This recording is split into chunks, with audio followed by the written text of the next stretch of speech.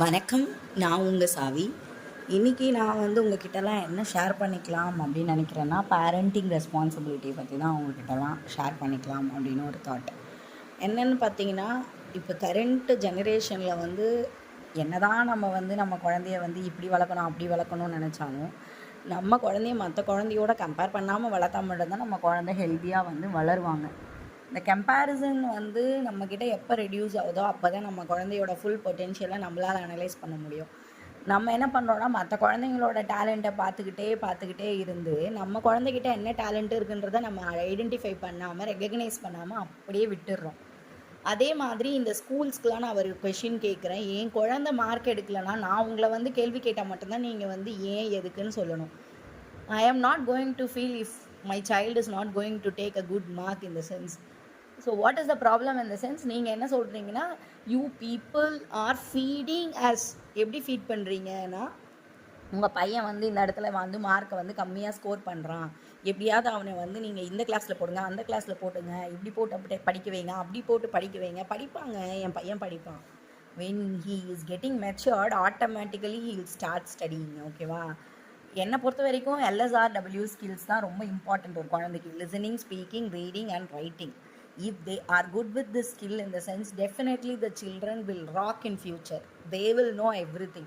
If the child is going to listen the things carefully, in the sense, that child will rock definitely in future. அதில் எந்த ஒரு மாற்றமும் கிடையாது.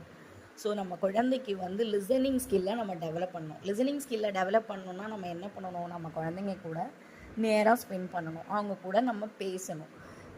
அவனுக்கு என்ன பிடிச்சிருக்கு, அவங்களுக்கு என்ன பிடிக்காது, அவங்களோட ஃப்ரெண்ட்ஸ் யார், யூஸ்வலாக ஃப்ரீ டைமில் அவங்களுக்கு என்ன விளையாடுவாங்க, இந்த மாதிரி பேரண்டிங்கெல்லாம் நம்ம பண்ணினோன்னா தான் அவங்களுக்கு என்ன பிடிக்குது இல்லை பிடிக்கலைன்றது தெரியும். அதே மாதிரி நம்ம குழந்தைக்கு என்ன திறமை இருக்கோ அந்த திறமை ஒரு நாள் வெளிப்படும். அந்த திறமையை இப்போத்துலேருந்தே ஐடென்டிஃபை பண்ண ஆரம்பித்து, ஒன்லி இந்த கரிக்குலமுக்கு மட்டும் இம்பார்ட்டன்ஸ் கொடுக்காம, we have to give the importance for the extracurricular also. சில ஸ்கூல்ஸில் எல்லாமே சேர்த்து ப்ரொவைட் பண்ணுறாங்க, நல்ல விஷயம்தான். பட் ஆனால் நம்ம குழந்தைகிட்ட நமக்கு என்ன பொறுப்பு இருக்குது. எப்போ பாரு நம்ம அகாடமிக்கே முழுசாக கான்சென்ட்ரேட் பண்ணாமல் அவங்களுக்கு பிடிச்சதை பண்ணட்டும். எல்லாருமே டாக்டர் ஆகி எல்லாருமே இன்ஜினியர் ஆகிட்டா அப்புறம் என்னங்க? முதல்ல இந்த மென்டாலிட்டியை நம்ம எல்லாருமே சேஞ்ச் பண்ணணும். எல்லோரும் டாக்டர் ஆகி எல்லாரும் இன்ஜினியர் ஆகிட்டா என்ன இருக்குது சொல்லுங்கள்? என்ன விதவிதமான படிப்பு இருக்குது அப்படின்றத பிள்ளைங்க தெரிஞ்சுக்கிட்டோம். எதுக்குள்ளே போகலாம் நம்ம முதல்ல ஒரு பணத்துக்கு பின்னாடி ஓடாமல் அந்த பணத்தை எப்படி அட்ராக்ட் பண்ணணும் அப்படின்றத நம்ம குழந்தைங்களுக்கு நம்ம சொல்லிக் கொடுக்கறதுக்கு முயற்சி பண்ணணும். நம்ம சொல்லிக் கொடுக்க வேண்டாம், பட் ஆட்டோமேட்டிக்காகவே இந்த சொசைட்டி அதை சொல்லி கொடுத்துருவோன்னு வச்சுக்கோங்க. இருந்தாலும் நம்ம குழந்தைய எப்போ பாரு டாக்டராகவே இன்ஜினியராகவுன்னு சொல்கிறத நிறுத்தணும். இன்னுமுமே நிறைய பேரண்ட்ஸ் அதை சொல்லிட்டு தான் இருக்காங்க, இன்சிஸ்ட் பண்ணிட்டு தான் இருக்காங்க. It is not like that. நிறையா ஃபீல்ட்ஸ் இருக்குது, பியூட்டிஃபுல்லான ஃபீல்ட்ஸ்லாம் நிறையா இருக்குது. அவங்களுக்கு பிடிச்சதை அவங்க பண்ணிட்டு அவங்களுக்கு என்ன வருதோ அதை நம்ம கொடுத்தா போதும். அவங்களுக்கு அதுக்காக நம்ம எதுவுமே கொடுக்காமல் இருந்தாலும் அதுவும் தப்பு தான்.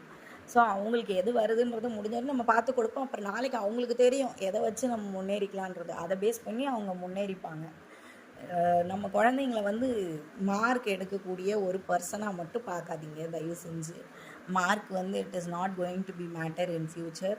What is the skill they are going to earn in this time, அதுதான் ரொம்ப ரொம்ப ரொம்ப முக்கியம். அதுவும் அவங்களுக்கு பிடிச்சதாக இருக்கணும். இந்த குழந்தை அப்படி பண்ணுது, அந்த குழந்தை இப்படி பண்ணுதுன்றதுக்காக நம்ம குழந்தைய அதை பண்ண வைக்கணும்னு நம்ம நினைக்கக்கூடாது. நம்ம குழந்தைங்க என்ன வருதோ அதை நம்ம குழந்தை பண்ணால் போதும். ஓகேவா? எதுவாக இருந்தாலும் சம்பாதிக்கிறதுக்கான வழிகளை அவங்களே தேடிப்பாங்க ஒரு வயசு வரும்போது. அந்த திறமையை வளர்க்குறதுக்கு நம்மளால் என்ன உதவி பண்ண முடியுமோ அந்த உதவியை நம்ம பண்ணுவோம். மற்ற பேரண்ட்ஸ் இந்த மாதிரி என் பிள்ளை மார்க் எடுக்க மாட்டேங்குது, என் பிள்ளை படிக்க மாட்டேங்குது, என் பிள்ளை ஃபஸ்ட் எடுக்குதா, இந்த மாதிரிலாம் அந்த டீச்சர்ஸ்க்கு ப்ரெஷர் கொடுக்கறதுனால தான் டீச்சர்ஸ் என்ன பண்ணுறாங்க அப்படின்னா, மொத்தமாக காமனாகவே எல்லாரையும் ப்ளேம் பண்ண ஆரம்பிச்சிடுறாங்க.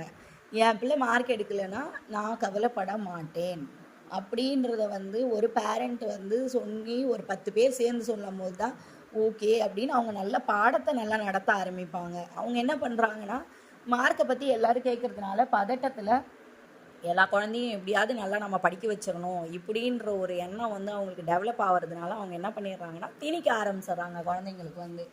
நம்ம இந்த மாதிரி விஷயங்களை கேட்குறத குறைக்கும் போது தான் டீச்சர்ஸும் நம்ம குழந்தைங்க கிட்ட நிறைய நல்ல விஷயங்களை எடுத்துகிட்டு போவாங்க.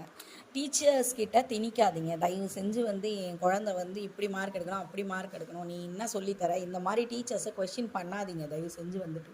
இதனால் அவங்க ப்ரெஷர் ஆகி தான் நம்ம குழந்தைங்களுக்கு வந்து நிறைய நல்ல விஷயங்கள் வந்து கிடைக்காம போயிடுது.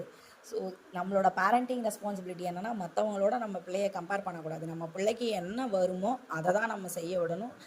ஒரு டீச்சர்ஸ் கிட்ட வந்து எல்லாத்தையும் வந்து ப்ரெஷரைஸ் பண்ணவே பண்ணாதீங்க. கண்டிப்பாக நம்ம குழந்தைங்க வந்து சூப்பராக ஷைன் ஆகணும் ஃப்யூச்சரில்.